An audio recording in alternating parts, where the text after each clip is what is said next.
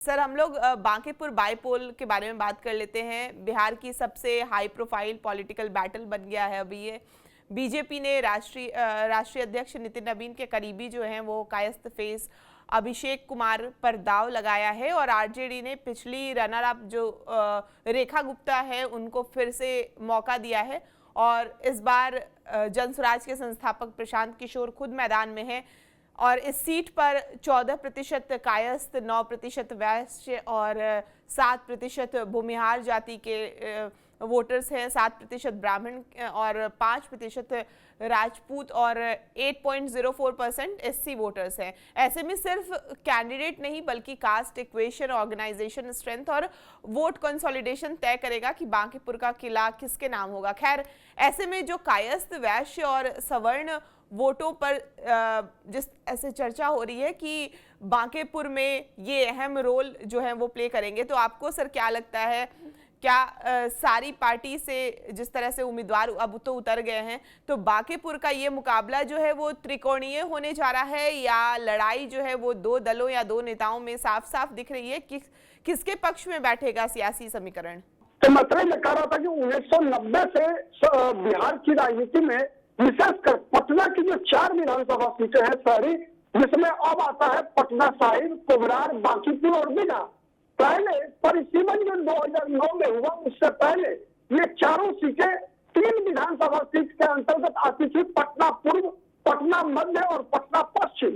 तो 1990 से अब तक इस पटना की ये चारों विधानसभा सीट पर जो चुनावी मुकाबला हुआ है वो भाजपा वर्सेस अदर्स का हुआ है।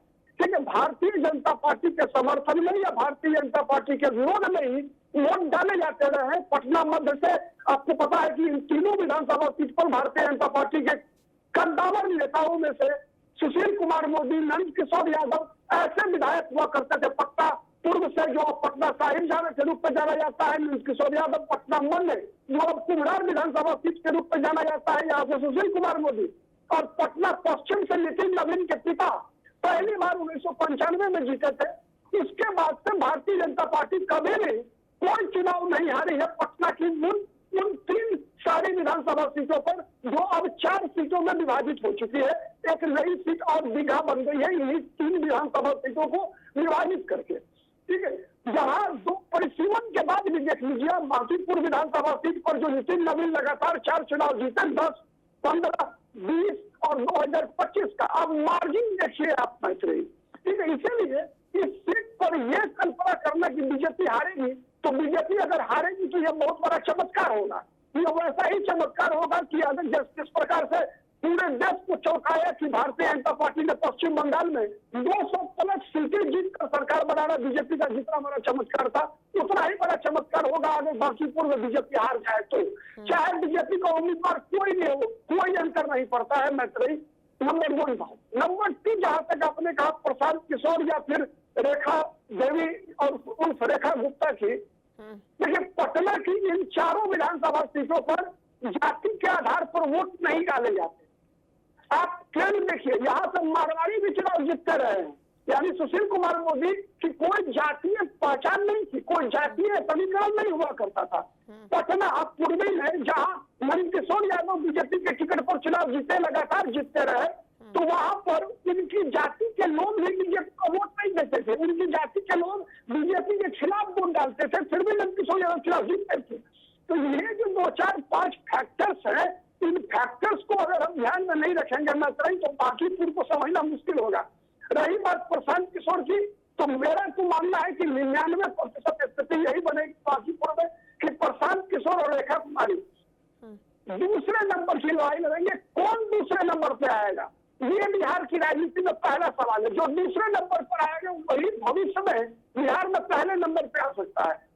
रही बात आरजेडी की, तेजस्वी यादव की, सबसे बड़ी कमी बिहार के विपक्ष में, मैंने इससे पहले भी कई डिबेट में कहा है मैत्री, बिहार में विपक्ष का ये दुर्भाग्य है और यह सबसे बड़ा एक संकट है जो समझ नहीं पा रहा है कि बिहार में आज तक जितने भी सत्ता परिवर्तन हुए, चाहे पहली बार 1967 में हुआ हो या अंतिम बार 2005 में हुआ हो, हर बार सत्ता का परिवर्तन जनता के बीच संघर्ष से हुआ है, जन संघर्ष से हुआ है। बगैर जन संघर्ष के सत्ता परिवर्तन नहीं हुआ है। हर चुनाव का मैं विवरण बता सकता हूं आपको, चूंकि उतना समय नहीं है इसलिए। अदरवाइज एक बार भी परिवर्तन सत्ता का बिना जन संघर्ष से नहीं हुआ है। लेकिन क्या लगता है कि तेजस्वी यादव जब से नेता प्रतिपक्ष है बिहार विधानसभा में, तब से कोई सड़क पर जाकर जनता के बीच जाकर कोई संघर्ष किया है तेजस्वी यादव ने? नहीं किया। तेजस्वी यादव नेता प्रतिपक्ष इसलिए है क्योंकि वो लालू प्रसाद यादव के पुत्र है। आप याद कीजिए पिछले वर्ष इसी महीने के आसपास बाढ़ आया था जिसमें तेजस्वी यादव का अपना विधानसभा क्षेत्र राघोपुर विधानसभा सीट भी बाढ़ प्रभावित था। वहां तेज प्रताप यादव जिनसे अलग होकर वो भंडारा चला रहे थे राघोपुर में, लेकिन तेजस्वी यादव देखने भी मिल गए थे। ठीक है, वहां का दौरा नहीं किया था। आज बिहार में कई घटनाएं घटी है मात्र ही, तेजस्वी यादव वहां नहीं जा रहे हैं। नेता विपक्ष की भूमिका, चाहे कोई भी नेता विपक्ष रहा हो बिहार में, चाहे कर्पूरी ठाकुर रहे हो, सुशील मोदी रहे हो, यहाँ तक कि कांग्रेस के नेता भी जब विपक्ष में हुआ करते थे, डॉक्टर जगन्नाथ मिश्रा भी 2 बार नेता प्रतिपक्ष रहे बिहार में। एक कर्पूरी ठाकुर के रिजिम में 77 से 79 के बीच, और फिर दूसरी बार लालू यादव के शासनकाल के दौरान 90 के बाद। हर छोटी से बड़ी घटनाओं पर नेता विपक्ष की भूमिका ही नहीं होती है कि वो सरकार को घेरे, घटना स्थल का दौरा करे, जनता के आंसू पहुंचे। क्या तेजस्वी यादव ऐसा कर पाने में सक्षम है? नहीं कर पा रहे हैं, अब तक नहीं किया है। अभी ये देख लीजिए, वो उपचुनाव होना है और यूरोप के दौरे पे है। जब जब बड़ी बड़ी घटनाएं घटी है बिहार में, बड़े महत्वपूर्ण समय रहे हैं बिहार की राजनीति के लिए, तेजस्वी यादव आउट ऑफ बिहार होते हैं। ठीक है, आउट ऑफ रीच होते हैं बिहारियों के।